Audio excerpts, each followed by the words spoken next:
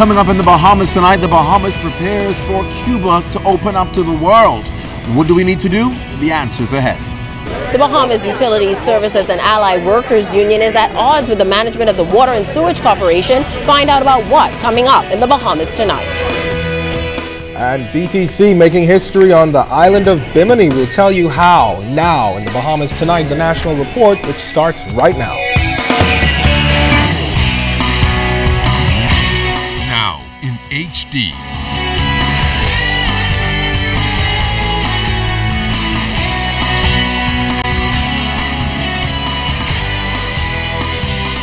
ZNS Network presents The Bahamas Tonight. This portion of the news brought to you by BTC Every Day.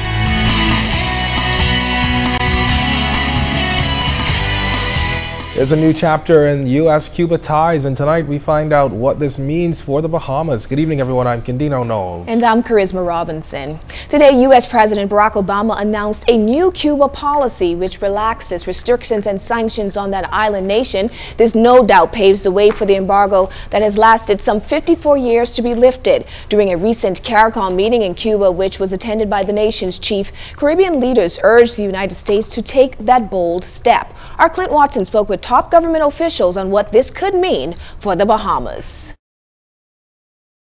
It most likely will become the legacy of U.S. President Barack Obama when he demits office, removing a more than half-a-century embargo and beginning trade and diplomatic relations with Cuba.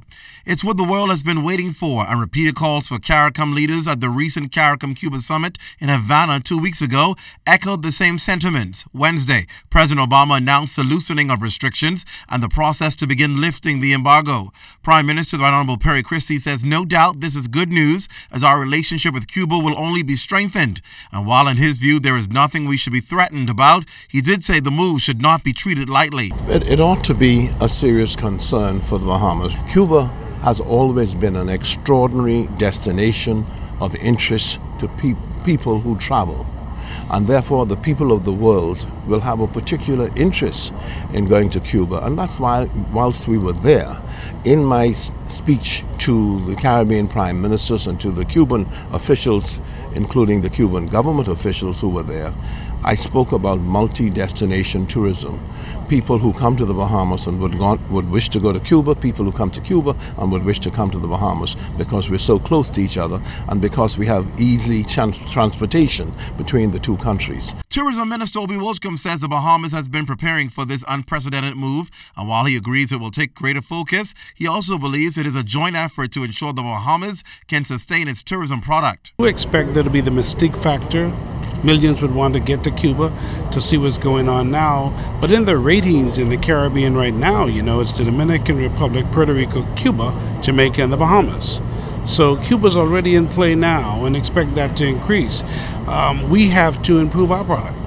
I can't worry about the competition. I have to let the competition worry about me. And if we can get our people working together, doing the things we must do, improving our culture, providing the service that we must provide, and taking all that God has given us, I think Cuba will be watching us and would want to know what they can do to get to our level. Meantime, former Prime Minister the Right Honorable Hubert Ingram says this move, although supported by the Bahamas, should be cause for concern. There's no question it'll have some implications for the Bahamas, and the Bahamas must now begin to give renewed focus to how it will compete in this expanded market for the American tourists.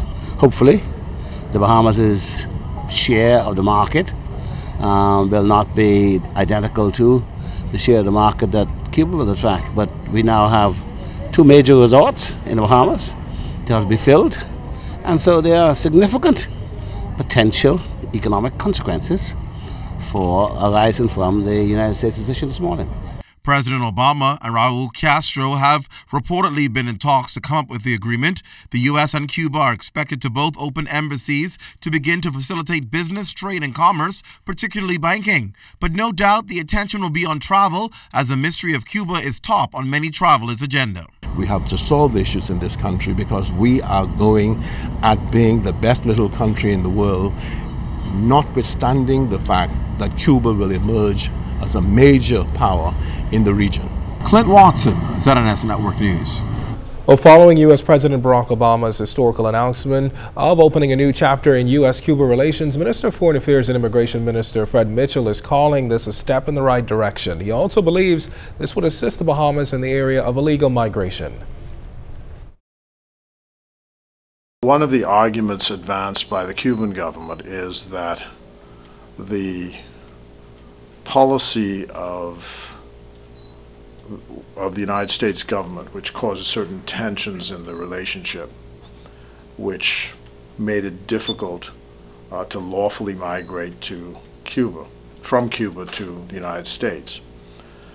Perhaps with the normalizing of diplomatic relations will ease those difficulties, and people will be able to take a more normal path as opposed to seeking to take to the sea on ships or craft that are not seaworthy.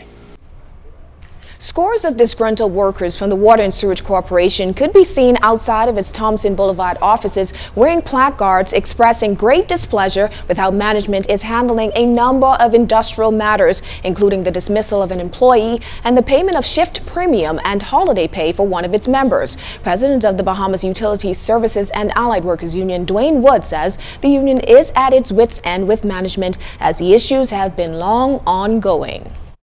All for one and one for all. If you touch one, you touch all. And that's why all us out here today to send a clarion message to the government and to the Water and Sewage Corporation executive that we will leave no stone unturned in getting our matters resolved.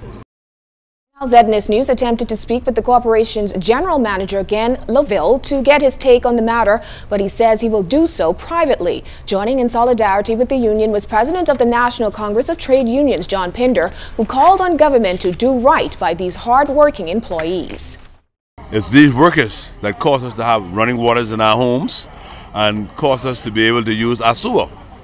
And so when we have problems and we need them resolved, sometimes it's sad that we have to reach to this level. We hope that we be able to sit down and resolve the matters. If not, then, that's why we apologize to the public and ask them to bear with us, because anything can happen after the enthusiasm is withdrawn.